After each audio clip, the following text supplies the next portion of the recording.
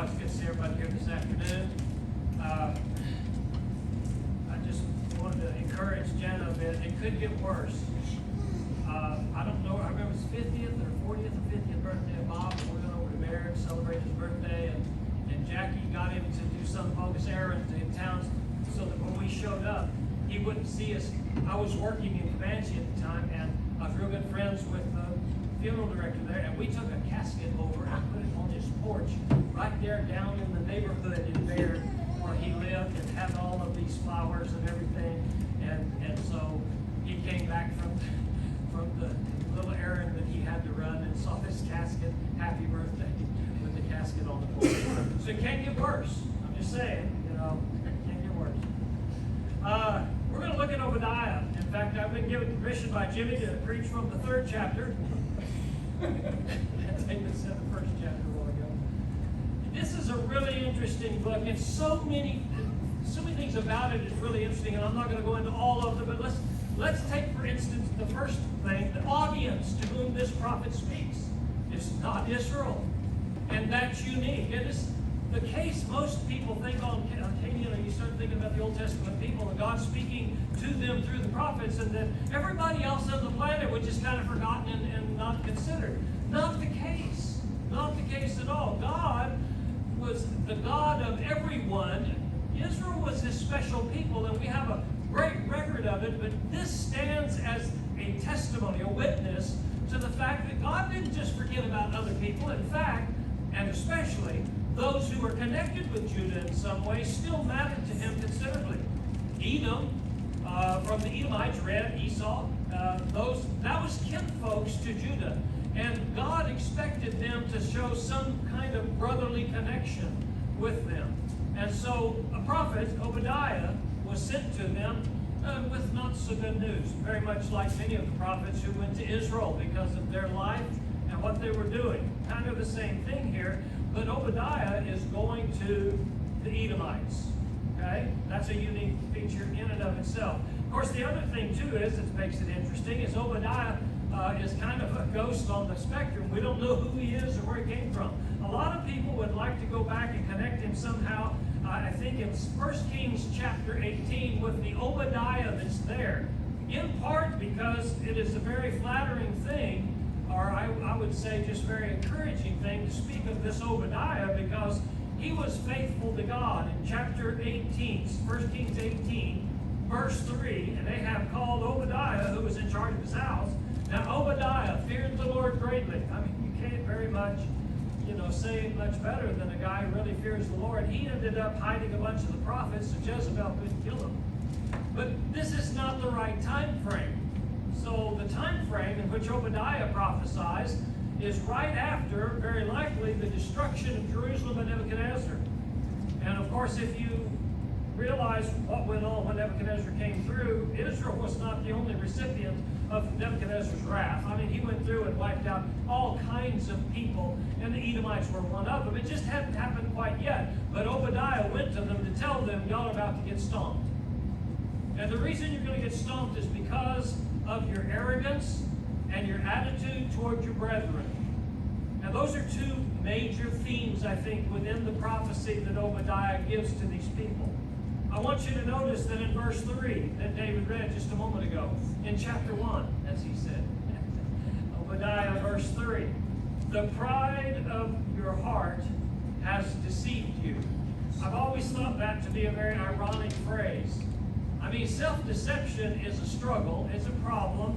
We want to be honest with ourselves. That goes down in poetry, to thine own self be true.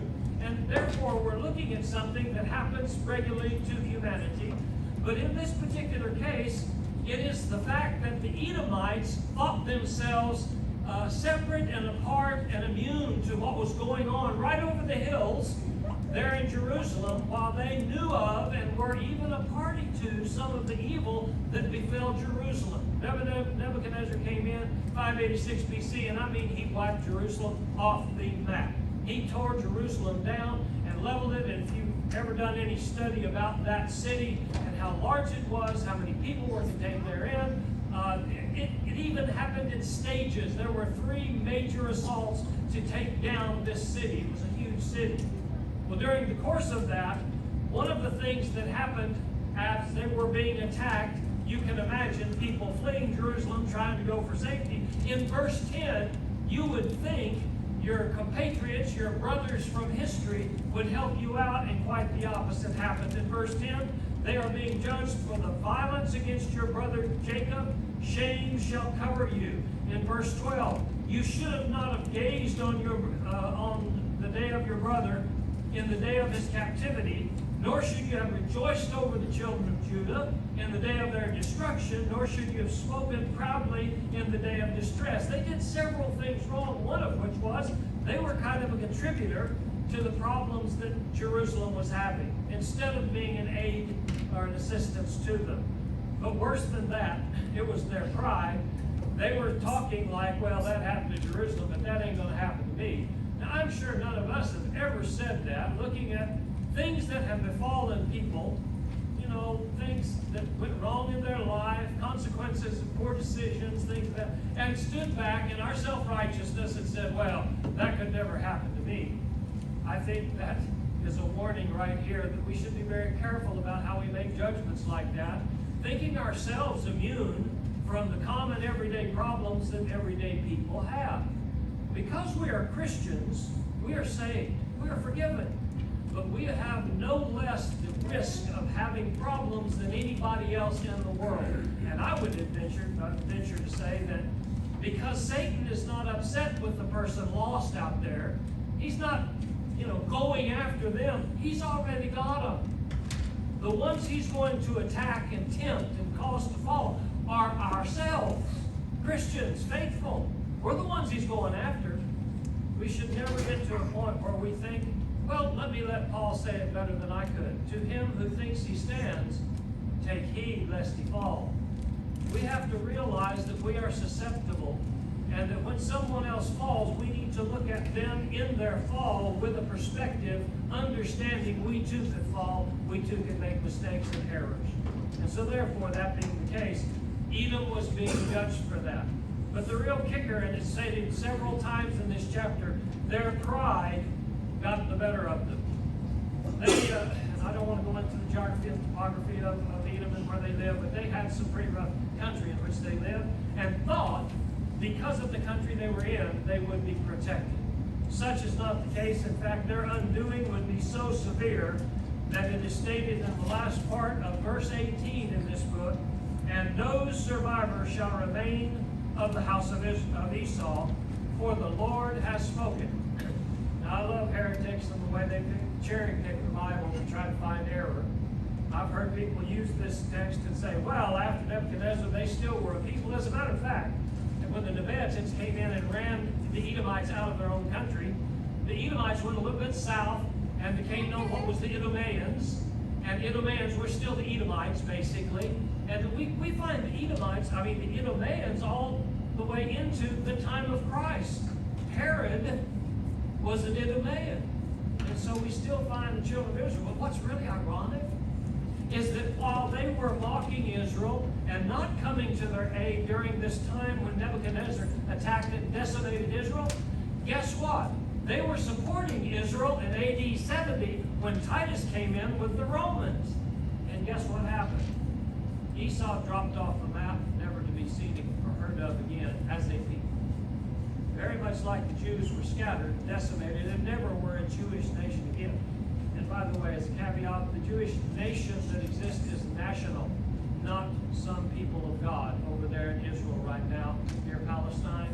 That's not God's people, contrary to your Zionists' opinion. It is just the nation of an Israeli people. The idea of their being decimated by AD 70 and everything being squandered and totally destroyed hasn't changed. The Israelite people are not the same now today as they were back then. But you don't hear anything about the Idumeans or the Edomites or anything of that nature. God's prophecy did come true.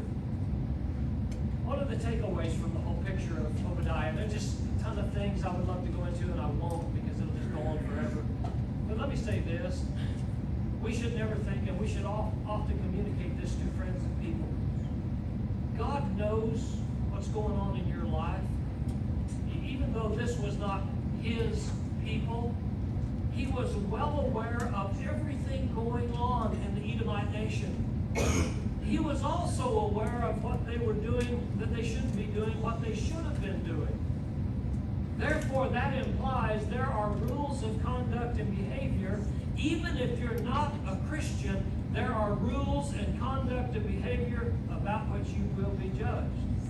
And so therefore, becoming a Christian causes one to be immune from that judgment for the sins we all commit.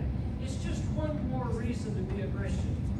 Because if you're not going to escape judgment. There's still going to be a judgment for you, and you won't have that mediator.